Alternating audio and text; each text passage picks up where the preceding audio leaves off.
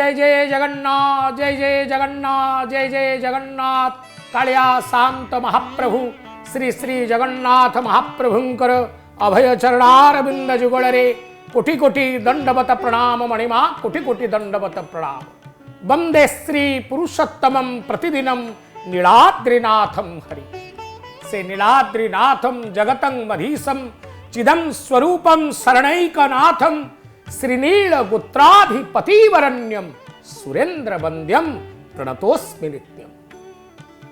पवित्र महापवित्र पुरुषोत्तम मास भगवान पुरुषोत्तम काल काल जुग जुग धरी दारवी तनु धारण करी नीलाद्रि कंदर रे नीलाचल विहारी नीलशैल कंदर रे चतुर्धा मूर्ति रूपरे विराजमान करी जगन्नाथ नाम धरी सारा जगत रे से परिचित अटंती एवं पुरुषोत्तम क्षेत्र रे स्वयं पुरुषोत्तम रूपरे विराजमान करी पवित्र बल मासरे पुरुषोत्तम मासरे समस्त को से आशीर्वाद प्रदान करुछंती। मुख्यनाम सर्व पापानाम महाप्रभु भगवान पुरुषोत्तम को ए पवित्र अधिमास पुरुषोत्तम मास बल मासरे जे स्मरण करे जे चिंतन करे जस्य स्मरण मात्रेणं जन्म संसार बंधनात् जन्म जन्मांत बंधनरु भगवान पुरुषोत्तमता को मुख्य प्रदान करिथा। नारायण नमस्कृत्यं नरं चैव नरोत्तमं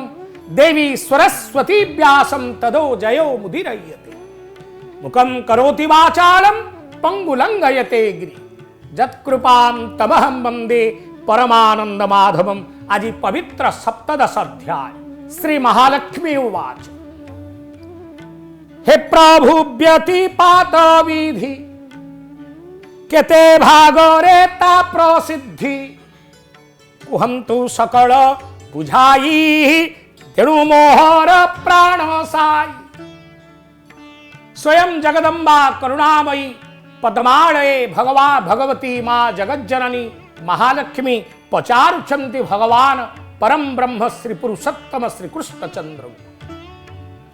हे प्रभु ये जो व्यतिपातर तिथि यार विधि कौन यार विधान कौन एक विधान रे कौन आमर करिवार आवश्यकता रही अछि ए सकल जिनस मते बुझेई करी कहंतु। मु आपणंक परि पंडित ज्ञानी गुणी नुहे, मु गोटे अबला स्त्री लोक, मो पाखरे से ज्ञान नाही। आमे मध्य संसार रे तेलनुण संसार करुथिबार मनुष्य आम मानंकर कल्याण पाए आमर जीवनर आनंद पाए महाप्रभु ए समस्त कथा महालक्ष्मी के बुझौछन्ति। कौन कहउछन्ति? श्री कृष्ण उवाच। व्यतिपातर जोग फल सकल कालर सफल तथापि तार तम रही पंडित गण छन्ति कही। एबे ता कहिबा बुझाई सुन कमले मन दे। हे कमलिनी ये जो व्यतिपातर विधि विधान यहाँ को पंडित माने ऋषिमुनि गण माने मानव समाजर कल्याण पाई मानव समाजर कल्याण पाई से बुझेई कहिचंती। मु तुमको बुझेई करी कहूची मन ध्यान देई आ श्रवण कर। कौन कहउचंती? एबे ता कहिबा बुझाई सुन कमले मन देई। मनटी रखिथिबार अछि प्रभुंक पाखरे।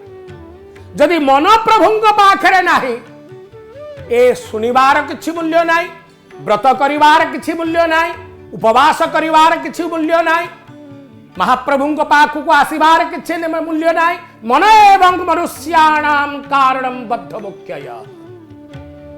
ऋषिमुनि माने कहिचंती मन ही मुक्तिर कारण, मन ही बंधनर कारण, मन ही नरक को जीवार कारण, मन ही वैकुंठ को जीवार कारण। मन एवं मनुष्याणाम कारणं बद्ध मुख्यय। मन द्वारा आमे आनंद प्राप्त होई थाउ, मन द्वारा आमे दुख प्राप्त होई थाउ। तेणु मन द्वारा ही मन शरीरर मन उपरे ही समस्त कथा निर्भर करि थाए।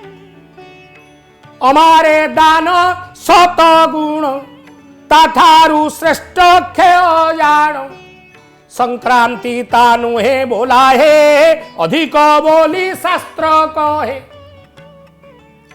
आमे दान धर्मात इत्यादि करिथा ए अध्याय महाप्रभु महालक्ष्मी के कहउछन जे अमावास्यार दान करिवा संक्रांति रे दान करिवा तहु विशुभे बोले श्रेष्ठ जुगादि तहु तो प्रकट।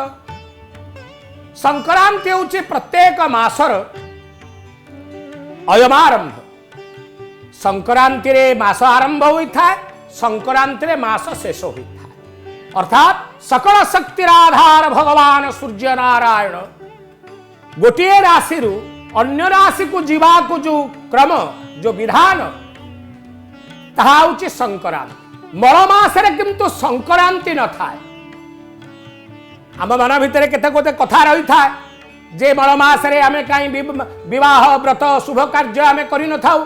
तार कारण होचे मासरे संक्रांति विहीन मास होई।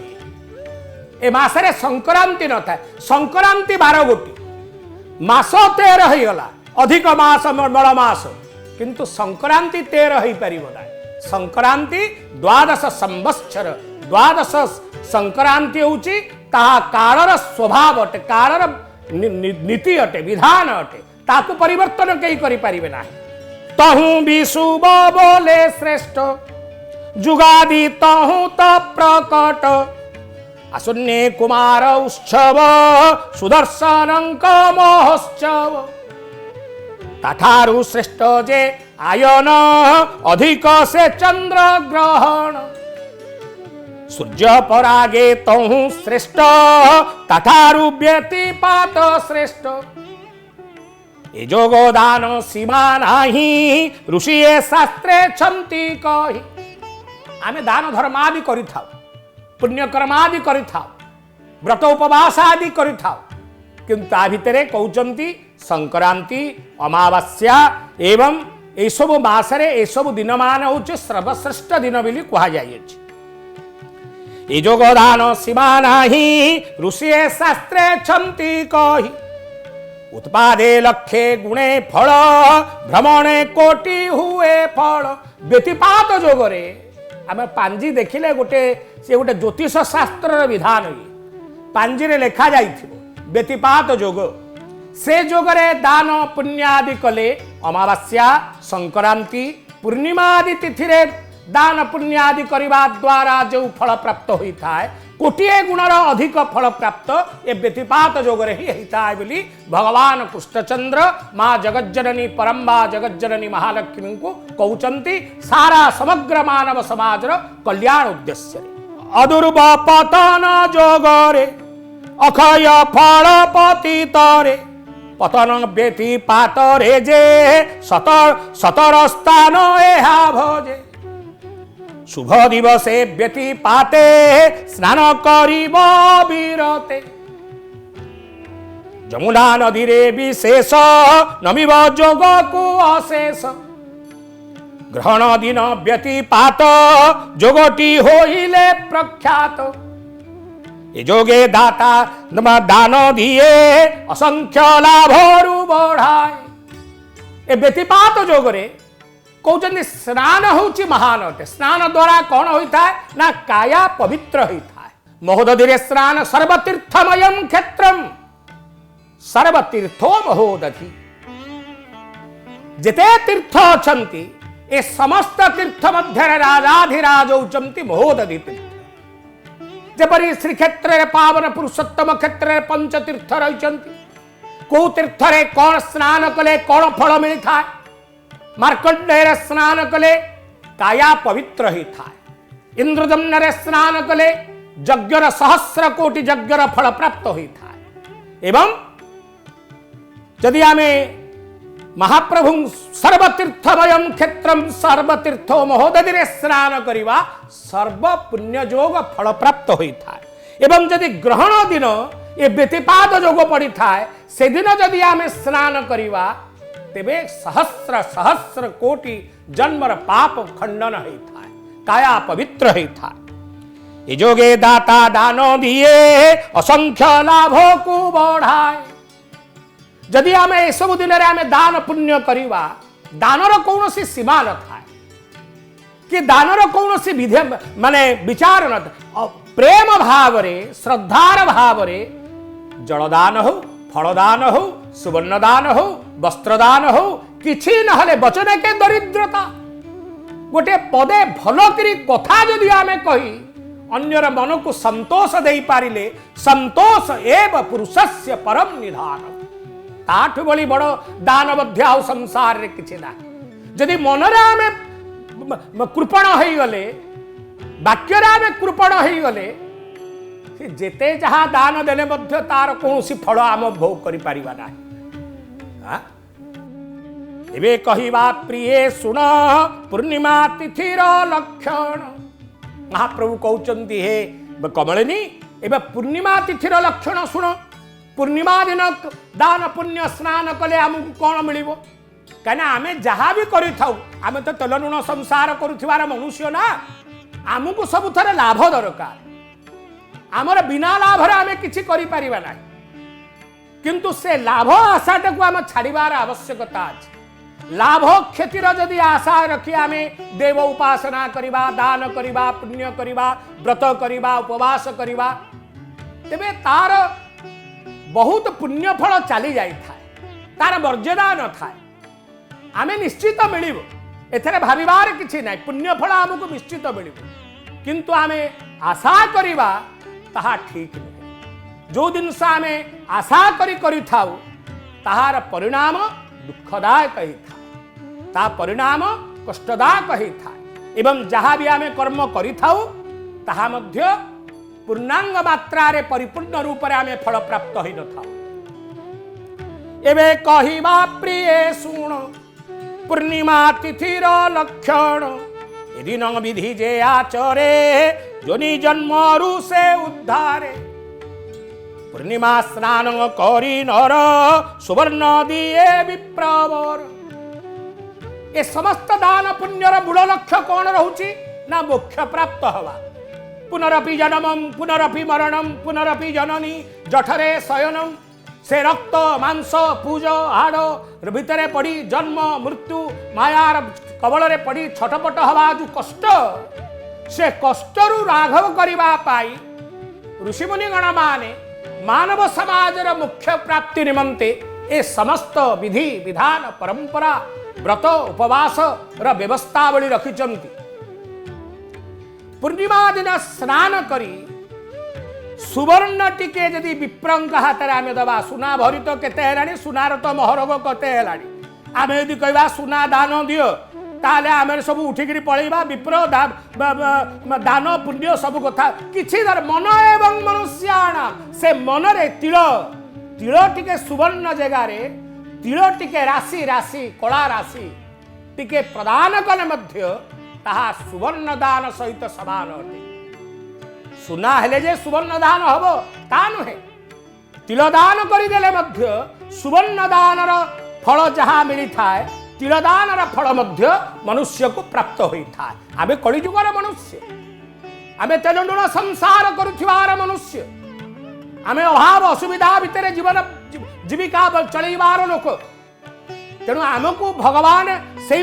मार्ग मध्य देखैछन पिले व्यस्त होनी यदि पूर्णिमा रे स्नान करी तिलदान करने द्वारा मध्य सुवर्ण दानर पुण्य फल मनुष्य को प्राप्त होई था मोर साजुज्जल भेसे ही प्रलय परिजंते रही उत्पत्ति रुद्र अंशु होही वैशाख पूर्णिमा बोलाई वैशाख पूर्णिमा जहाँ को आमे बुद्ध पूर्णिमा बोली कहि थाउ से पूर्णिमा को अति पवित्र भाव रे ग्रहण करा जाय छ एवं से पूर्णिमा रे स्नान दान पुण्य आदि कले मोर चरणारविंदर आशीर्वाद प्राप्त होई थांती मोर कृपा मध्य प्राप्त होई थांती मनुष्य गण मान ब्रह्मारु अंश होई जात कार्तिक पूर्णिमा विख्यात विष्णु अंशरूत पति माघ पूर्णिमा नामे ख्याति ब्रह्मांक अंशरु कार्तिक पूर्णिमा उत्पत्ति एवं माघ पूर्णिमा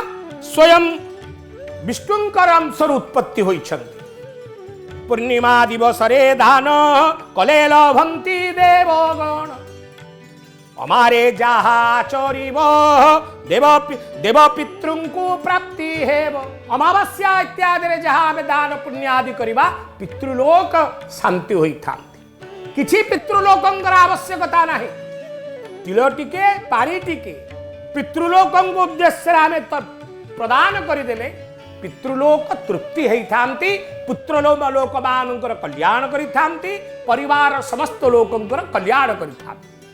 माघ पुण्य रे व्रत फल माधव लभंती निश्चल। पुराणे चंद्रंकु मिलहि चैते विष्णु प्राप्त होई। वैशाख्ये देव पुत्रुगण ब्रह्मा सावित्री श्रेष्ठ गण।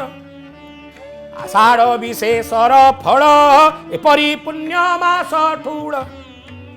श्रावणे बलराम प्रीति भाद्रवे व्यासटी पूजिति।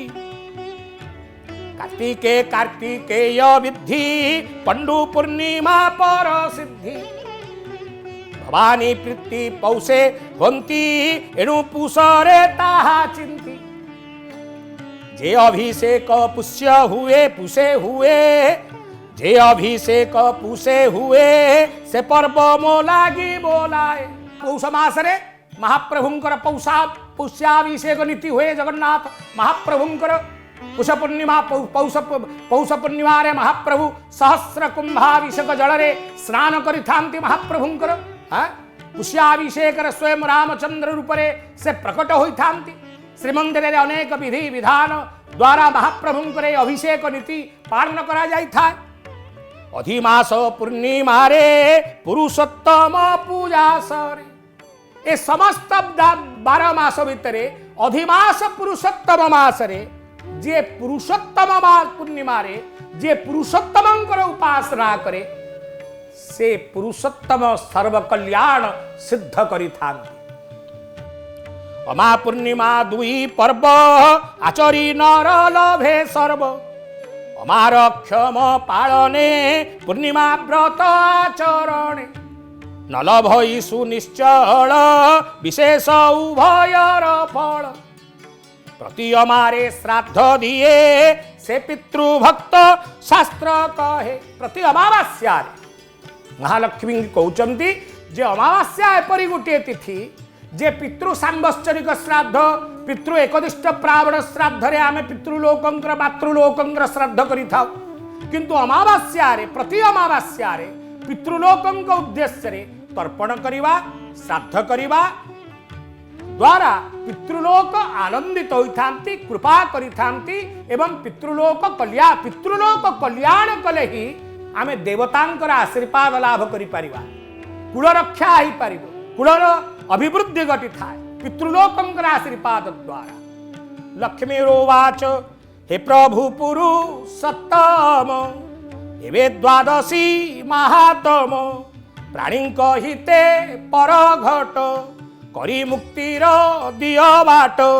लक्ष्मी कहते हे पुरुषोत्तम प्राणींकर हितरे मुक्ति किपरि आमको मिलिब। मुक्ति ही समस्तंकर एकमात्र लक्ष्य अटे। मोक्ष प्राप्ति ही जीवन चरम लक्ष्य अटे। खाइबा पीबा सोइबा घर द्वार ये चरम लक्ष्य नुहे। मोक्ष प्राप्ति ही जीवन चरम लक्ष्य अटे। से किपरि मोक्ष प्राप्ति हवा से बाट टिके आमको बतांतु हे परम ब्रह्म हे श्रीकृष्ण। मत से कले मोर आमरे आमे खुशी हबु। जनता जनार्दन मध्य कर कल्याण हो। द्वादशी श्रेष्ठ बोली बोले विशेष मल मास हेले। पर्वरे श्रेष्ठ पर्व एही समस्त संपद दिय। मलमासर द्वादशी तिथि अत्यंत पुण्यतम तिथि बोली भगवान कहउचंती महालक्ष्मी। ए तिथि रे जदि आमे दान पुण्य आदि जाग यज्ञ आदि आमे करिवा तेबे अनेक पुण्य फल आमको प्राप्त हो। सुनिए पर्वर चरित नर पापरु हुए मुक्त। समस्त तीर्थ व्रत फल द्वादशी संगे नुहे तुल। जेते पर्व आमे जेते व्रत उपवास करिवा मलमासर द्वादशी तिथि अत्यंत पवित्र बोली महालक्ष्मी को महाप्रभु कहउचंती। एकादशी रे उपवासी धात्रीर मूल रे द्वादशी। तिथिरे पिंड दान कले गया फलरू लभे भले पक्षी का पादर समान तुलसी युक्त अन्नदान आमे यदि द्वादशी दिन अन्नदान करिबा अन्नदान ठु भली दान नाही अन्न जेते दान अछि अन्नदान को कहीं एपरि प्रति अधिक विचार करा जाई अछि ना अन्नरे ही प्राण था जेमिति सत्य जुगरे मज्जागत प्राण मज्जारे प्राण था तृतीयारे अस्थिगत प्राण द्वापर रे रक्तगत प्राण कलिकाल रे अन्नरे ही प्राण था अन्न न पड़िले वर्ण बाहरिबो नाही अन्न न खाइले जीव रहिबो नाही तेणु आम पिलाटे जन्म हेले तार समय हेले आम अन्न छुआ करिथाउ तेणु देवता माने मध्य जोठी प्रतिष्ठित देवता माने सेठी अन्न भोग न हेले से देवता देवता बोलाई न थांती तेणु अन्न भोग होउथबो जोठी से अन्न द्वारा देव प्रतिष्ठित हंती जीवर प्राण रक्षा हुए तेणु अन्न सहित तुलसी पकी भगवान पुरुषोत्तम को ताकू नैवेद्य दे पाड़ी छड़े जदि ब्राह्मण इत्यादि आम दान करवा ताठु बड़ी बड़ पुण्य फल बोधे संसार रे नाही बोली भगवान कहउछन मसिका पादर समान तुलसी युक्त अन्नदान द्वादशी दिन विप्रे देही से अन्न मेरु सम होई द्वादशी दिन जदि आम से अन्न को ब्राह्मण हाथ में देवा मेरु पर्वत तुल्य दान सहित समान अटे द्वादशी दिन तिल दान सप्त सागर तुल्य दान द्वादशी दिन जदि आम तिल दान दवा सप्त सागर जदि आम क्या प्रदान कले जो पुण्य फल मिलता है द्वादशी दिन तिल दान करने द्वारा मनुष्य को उक्त फल सप्त सागर दानर फल आमको प्राप्त होता है तेणु सप्तदश अध्याय महाप्रभु समग्र आम प्रभुंकर अष्टादश अध्याय बुझे से कथा सप्तदश अध्याय महाप्रभु महालक्ष्मी कहउचंती जे ए मासरे ए मलमास जो पवित्र बड़मास ए मासरे व्यतिपात जोग पूर्णिमा अमावास्या एकादशी द्वादशी विशेष भाव में द्वादशी तिथि जदि आम दान पुण्यादि कर्म करिवा दाने दुर्गति क्षय होता है एवं तद्वारा देव ऋषि मनुष्य एवं विप्र समस्त जगतर समस्त प्राणी कल्याण होता है समस्ते आशीर्वाद दे थांती तेणु यही पवित्र मासरे भगवान पुरुषोत्तम को स्मरण करिवा चिंतन करिवा तांक चरणारविंदरे समर्पित होई दान पुण्यादि कर्म द्वारा आमर समस्त मंगल अमंगल नाश होई मंगल प्रदान भगवान पुरुषोत्तम करिवे तेणु किमिति कौन करिवा से कथा महालक्ष्मी को महाप्रभु सुंदर भाव में बुझाई कहिचंती जहार विचार आमे आपण पाखरे प्रभुंकर जनहित जनता जनार्दनंकर कल्याण उद्देश्य रे ता प्रतिपादित होछि हेरे मनुष्यगण जहा स्तुति मुनि शास्त्र ऋषि मुनिगण माने कहिचंती सेही विधि विधान को जदि आम आचरण करी जीवन परिचर्या करिवा मलमासर पवित्र व्रत को पालन करिवा तेबे आमे आध्यात्मिक आदि भौतिक आदि दैविक त्रिताप दुख रूपार होई भगवान चरणारविंदरे समर्पित हवा यहाँ प्रभुंकर वार्ता यहाँ मलमासर महात्म्य इति श्रीमद पद्मपुराणे सप्तदशाध्याय मलमास महात्म्यम भगवज्जगन्नाथ देवस्य अभय चरणारविंद जुगल समर्पणमस्तु बोल जगन्नाथ जगन्नाथ जगन्नाथ रक्षमां जगन्नाथ जगन्नाथ जगन्नाथ पाहि मां जगन्नाथ रक्षमां जगन्नाथ पाहि मां जगन्नाथ रक्षमां जगन्नाथ पाहि मां।